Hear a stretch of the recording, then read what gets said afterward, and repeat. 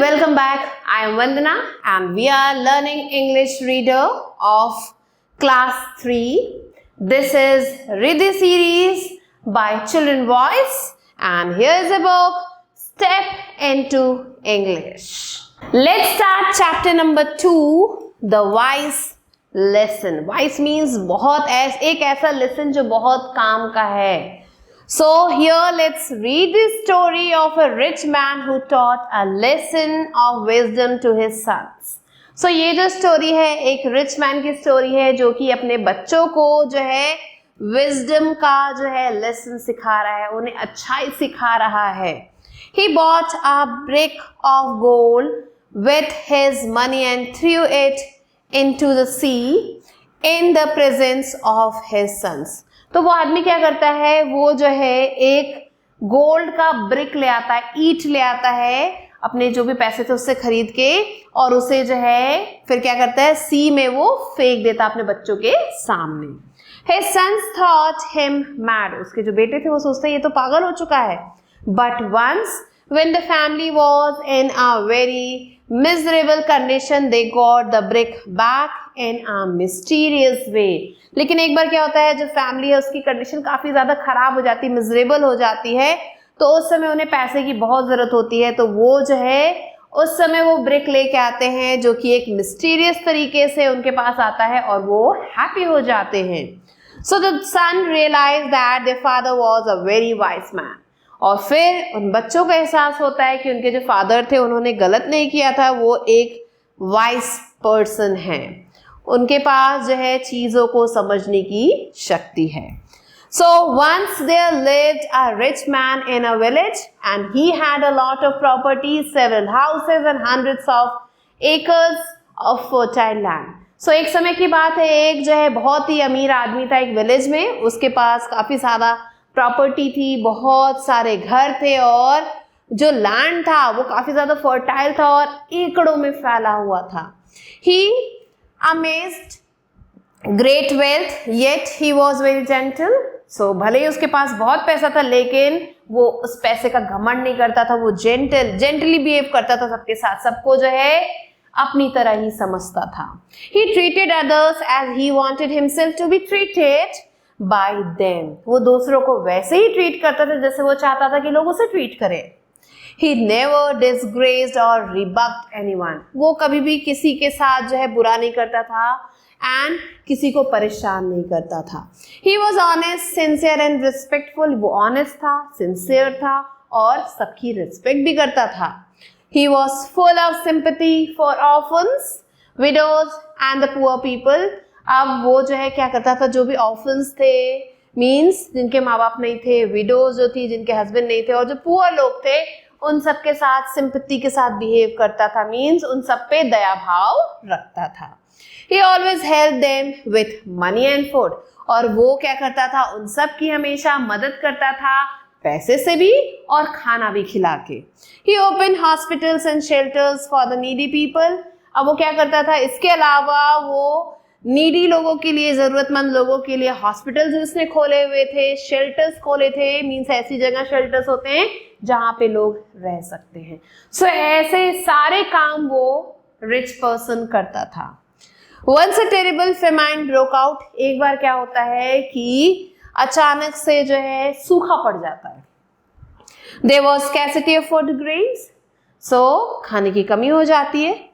The rich man did not like to sell his grains at the outset of famine because he wanted to help the poor people when the grains would not be available to them. अब क्योंकि वो जो rich man था वो बहुत ज्यादा honest था, sincere था, जेंटल था, काइंड था, तो वो आदमी जो था वो अपने ग्रेन्स को बेचना नहीं चाह रहा था, क्योंकि क्या हो गया था, उस समय सूखा पड़ गया था, तो हर जगह सूखा था, जो भुखमरी जैसी कंडीशन वहां पे आ गई थी, तो उसने सोचा कि मैं अपने ग्रेन्स को नहीं बेचूंगा, जो अनाज मेरे पास है उसे नहीं बेचूंगा, उसकी जगह मैं इन गरीब लोगों के लिए ये अनाज रख देता हूँ और जब जरूरत पड़ेगी उनको दे दूंगा. One day all his 4 sons came to him and requested him to allow them to sell the grains. तो एक दिन क्या होता है, उसके बेटे आते हैं, देखते हैं कि भाई इतनी भुखमरी फैली हुई है तो ये अच्छा समय है पैसे कमाने का, तो चलो तो फिर वो जाते हैं अपने फादर के पास और उनसे कहते हैं कि हमें जो है आप परमिशन दीजिए, हम वो जो ग्रेन रखा है ग्रेनरी में उसे हम बेचना चाहते हैं। At first the rich man initially refuse. पहली बार तो क्या हुआ कि जब ये बात सुनी उस रिच मैन ने, तो ये बात सुनते ही उसने जो है अपने बच्चों को मना कर दिया कि नहीं बेचना। But on their repeated request he allowed them to do so.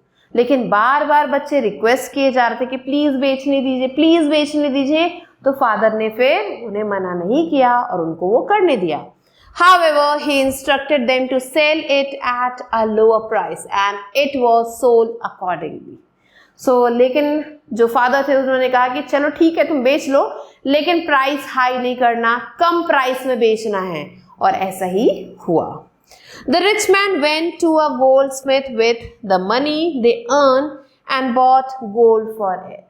So, एक समय क्या हुआ कि जो रिच मैन है अब वो जाता है गोल्डस्मिथ के पास, सुनार के पास जाता है और वहां पे पैसे लेके जाता है, जो भी पैसे उसने कमाए थे उसे लेके जाता है और गोल्ड खरीद के लाता है। He got it molded into a brick with his name engraved on it. तो अब उसने जो है उस सोने के ब्रिक पे क्या किया, उसे जो ब्रिक में कन्वर्ट कर दिया इस गोल्ड को और फिर उस पे अपना नाम लिखवा दिया। He took his sons with him to the sea where he threw the gold brick into the water. तो अब अपने बेटों के साथ वो जो गोल्ड का ब्रिक था वो लेके सी के पास गया और वहां जाके उसने उस गोल्ड ब्रिक को पानी में फेंक दिया। His sons were very surprised and sad at their father's behavior. उसके जो बेटे थे ये सुन के बहुत ज्यादा सरप्राइज फील करते हैं, उदास भी हो जाते हैं कि ये कैसा बिहेवियर है, पापा जो है ये गोल्ड का ब्रिक पानी में क्यों फेंक रहे हैं।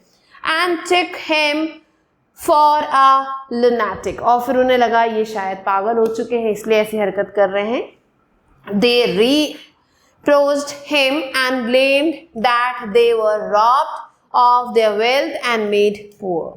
So अब क्या होता है, वो अपने फादर के पास जाते हैं और कहते हैं कि आपकी वजह से हमारा सारा धन चला गया और अब हम गरीब हो चुके हैं। He simply smiled at their words. Even other people remarked that the old man had gone mad. He turned a deaf ear to all of them.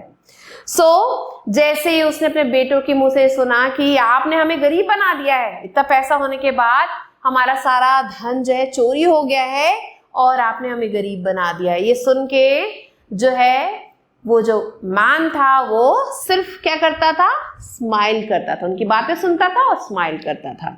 जो दूसरे लोग थे वो भी यही कहते थे, ये कहते थे कि अरे ये तो पागल हो चुका है, और उनकी भी बातें सुन के वो ओल्ड मैन क्या करता था, वो डेफ की तरह बिहेव करता था, वो अपने कान बंद कर लेता था, उनकी बातों को अनसुना कर देता था। After some time he fell seriously ill. A physician came to him and prescribed mutton and custard pudding for his diet. कुछ समय के बाद वो जो है बीमार हो जाता है, और जब वो बीमार होता है तो जो डॉक्टर है फिजिशियन उसके पास आता है और उसे जो है कहता है तुम जो है काफ़ी ज़्यादा गरीब हो और तुम्हारी बॉडी जो है जिसकी वजह से तुम अच्छे से खा नहीं रहे हो तो बॉडी जो है नीचे ढल रही है, तो तुम क्या करो, तुम मटन और कस्टर्ड पुडिंग खाओ, अपने डाइट में से इंक्लूड करो ताकि तुम फिर से ठीक हो सको। He felt a little better. अब जो है वो थोड़ा सा बेहतर होने लगा था। After a few days, the physician prescribed him fish diet. कुछ दिनों बाद फिजिशियन कहता है आप तो मछली खाना शुरू करो। The rich man engaged a fisherman for 1 rupee per day to supply him with fresh fish every morning. अब जब रिच मैन ने सुना ये सब कुछ कि भाई फिजिशियन मुझसे कह रहा है फिश खाओ, तो उसने क्या किया, उसने एक फिशरमैन को पकड़ा और 1 रुपए में पर डे वो 1 रुपए उस फिशरमैन को देता था और उससे जो है फ्रेश फिश ले लेता था हर सुबह। He enjoyed it every day and started recovering steadily. अब ये सब खा के वो धीरे धीरे ठीक होने लग जाता है। One day it so happened that the sea became stormy and the tides were fast approaching the shore. तो एक दिन क्या हुआ कि एकदम बहुत तेज आंधी तूफान आने लगा, जो समुद्र का पानी था वो उफान पे आने लगा और जो टाइड्स थे, जो उसकी लहरें थी वो जो है शोर तक आने लगी, किनारे तक आने लगी। When the same fisherman caught a big fish, और फिर क्या हुआ, वो जो फिशरमैन था जिससे वो रोज फिश लिया करता था, वो जो फिशरमैन है उसने एक बड़ी मछली पकड़ी और लाके उसे दिया. Curiously, he brought it to his master, who was very pleased to see such a large fish. अब जो है वो फिशरमैन लाता है, उस रिच मैन को दे देता है, और जो रिच मैन था वो खुश हो जाता है ये देख के. He asked him to cut it in his presence. अब जो रिच मैन रहता है वो फिशरमैन से कहता है कि मेरे सामने इस फिश को काट दो तुम. To the astonishment of all the people present there, the same gold brick with the rich man's name on it was found inside its stomach. अब जैसे ही उस मछली को काटा गया तो सब शॉक हो गए, सब एस्टॉनिश हो गए, और क्या देखा सबने कि वो जो मछली थी उसके पेट में वही गोल्ड का ब्रिक था जिसपे उस रिच मैन का नाम लिखा हुआ था. तो वो जो मछली थी उसने इस गोल्ड ब्रिक को निगल लिया था. At this, the rich man told his sons that they thought he had wasted his wealth by throwing it into the sea, but he had been all along quite confident of getting it back, as his money was earned honestly. So, जो rich man रहता है वो अपने बच्चों से कहता है कि तुम लोगों ने कहा था ना कि मैंने अपनी सारी संपत्ति को वेस्ट कर दिया है, उसे पानी में फेंक के, उसे सी में फेंक के, लेकिन मुझे पता था कि ये जो गोल्ड में फेंक रहा हूं ये मेरे पास वापस आएगा. क्यों वापस आएगा? क्योंकि मैंने इसे बहुत ही ईमानदारी से कमाया था. All were pleased to learn the lesson of honesty, which was thus practically illustrated. So जितने लोग वहां पे थे वो सारे खुश हो जाते हैं इस स्टोरी को, इस लेसन को सुन के कि ऑनेस्टी जो है बहुत इंपॉर्टेंट है, और यहाँ पे वो सारी चीजें इलस्ट्रेट हो रही है, मीन्स दिख भी रही है एग्जाम्पल के फॉर्म में. They always remembered him for his wisdom. The rich man too recovered in a short time. और फिर जो है सब उस रिच मैन के विजडम को, उसकी समझदारी को याद रखने लगे, और जो रिच मैन था वो धीरे धीरे टाइम के साथ सही होने लगा, उसकी तबीयत ठीक हो गई. So this was the story. Now let's move on to go on and on. So the first word is fertile, which means productive. Next, amazed, which is accumulated, इकट्ठा करना. Rebuffed is scolded. Molded is gave shape. Engraved is carved, किसी चीज को carve करना, carving करना. Lunatic is mad. Engaged is employed. Recovering is becoming well. Astonishment is wonder, surprise feel करना. Illustrated is explained, made clear. Reapproach means defamation. So these are the word meanings that you have to learn. Now let's quickly move on to book exercise, which is let's dig in. So give your thoughts on the first exercise is A exercise. Take the correct answers. First one is, once there lived a man in a village, town or forest. Correct answer is village. Second, he was full of sympathy for orphans, widows, both of them. So both of them is the correct answer. Question number 3, the rich man went to a goldsmith with the knife, money, stick. So he went to the goldsmith with money. Fourth, after a few days, the physician prescribed him medicines, fruits or fish diet. So after a few days, the physician prescribed him fish diet. Let's move on to B exercise, which is fill in the blanks with the words given below. So here some words are given, we have to use them to fill in the blanks. So here the first one is, he always held them with dash and dash. Money and food. Second, he was dash sincere and respectful. He was honest, sincere and respectful. Next, he felt a dash better. He felt a little better. Next, the rich dash too recovered in a short time. The rich man too recovered in a short time. Fifth one, there was scarcity of dash grains.